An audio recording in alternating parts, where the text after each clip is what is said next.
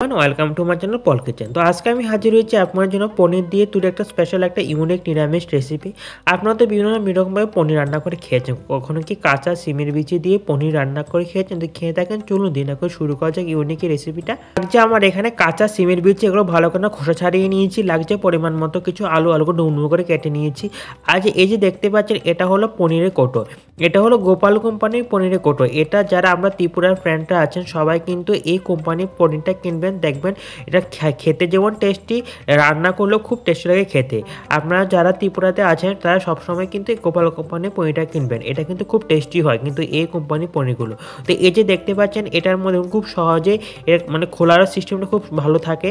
দেখতে পাচ্ছেন কি সুন্দর করে খুব সহজে কিন্তু খুলতে পারবেন। এই কোটোগুলির মধ্যে ঠিক এমন টাইপের কিন্তু খোলার একটা অপশান থাকে। দেখুন কি সুন্দর করে একটা সাইড খুলে ফেললো, এবার আস্তে করে এমন করে টান দিয়ে দেখুন খুব সহজে খুলে ফেলেছে এই কৌটোর ঢাকনাটা। এমন করে আপনারা কৌটোর ঢাকনাটা খুলবেন। আর এই যে দেখতে পাচ্ছেন জলটা, এটা হলো প্রিজারভেটিভ জল, যেটা এটার মধ্যে দেওয়া থাকে পনিরগুলো ভালো থাকার জন্য। তো এই জলগুলিকে আমরা ফেলে দেবো এবার পনিরের কৌটো থেকে। আর এদিকে দেখুন এবার একে একে আমরা পনিরগুলিকে একটা বাটির মধ্যে ঢেলে নিলাম। এই পনিরগুলিকে একটু ভালো করে জল দিয়ে ধুয়ে নেবেন, কারণ এর মধ্যে প্রিজারভেটিভ দেওয়া ছিল, তো তার জন্য ভালো করে ধুয়ে নিতে হবে। তারপর হলো এগুলো ভাজার পালা। এবার আমরা ওভেনে একটি কড়াই বসিয়ে দিয়ে দিলাম পরিমাণ মতো জল। এবার দেখুন জলটা গরম হয়ে গেছে, দিয়েছি পরিমাণ মতো ডুমুর কেটে রাখা আলু, দিয়েছি পরিমাণ মতো কাঁচা সিমের বিচিগুলো, দিয়েছি পরিমাণ মতো 1 টিস্পুনের মতো নুন দিয়ে সবকটা মুরগি ভালো করে সিদ্ধ হতেও মিনিমাম 10 মিনিটের জন্য। 10 মিনিট হয়ে গেল, দেখতে পাচ্ছেন আলুটা কি সুন্দর সিদ্ধ হয়ে গেছে। এবার আলুটা সিদ্ধ হয়েছে, সিমের বিচিটাও সিদ্ধ হয়ে গেছে। এবার সবকটাকে আমরা এবার নামিয়ে নেবো একটা বাটির মধ্যে এই সিদ্ধ করে রাখা আলু সিমের বিচিগুলো। এবার ওভেনে একটি কড়াই বসিয়ে দিয়ে পরিমাণ মতো তেলটা গরম হয়ে গেল, দিয়ে দিচ্ছি এখানে পরিমাণ মতো 1 চামচের মতো নুন, যাতে তেল নুন দিয়ে পুরো কড়াটার মধ্যে লাগিয়ে নিচ্ছি যাতে পোড়া লেগে না যায় ভাজার সময়। এবার একে একে পনিরের পিসগুলো দিয়ে দিলাম, দিয়েছি সামান্য একটু হলুদ গুঁড়ো দিয়ে সবকটাকে ভালো করে মিক্স করে এটাকে একটু হালকা লালচে করে পনিরগুলোকে ভেজে নেব। আর একসঙ্গে সবকটা পনির ভাজবে না, তাহলে কিন্তু ভেঙে যেতে পারে। দেখুন পনিরগুলো কিছু লালচে রঙে ভাজা হয়ে গেছে, ভেজে রাখা পনিরগুলো নামিয়ে দিলাম একটা বাটির মধ্যে।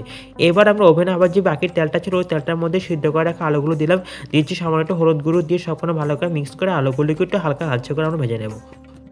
দেখুন আলুগুলো কি সুন্দর লালচে রঙে ভাজা হয়ে গেছে। আপনারা সবসময় নিরামিষ সবজিতে আলুগুলিকে এমন করে সিদ্ধ করে লাল করে ভাজবেন, দেখবেন খেতে খুব দারুণ হবে।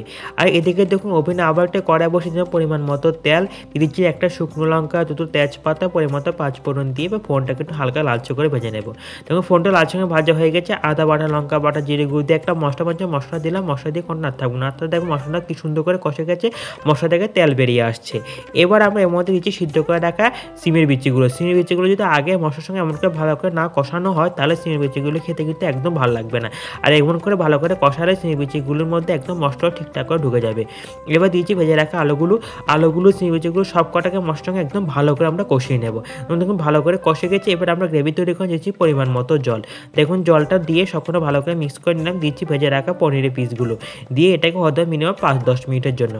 দেখুন 5-10 মিনিট পর সবজিটা মোটামুটি হয়ে এসছে।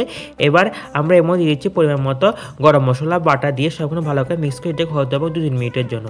2-3 মিনিট পর কি সুন্দর সবজিটা মোটামুটি হয়ে এলো, দিয়েছি পরিমাণ মতো কিছু কোচানো ধনেপাতা দিয়ে সবকটা ভালো করে মিক্স করে নিলাম।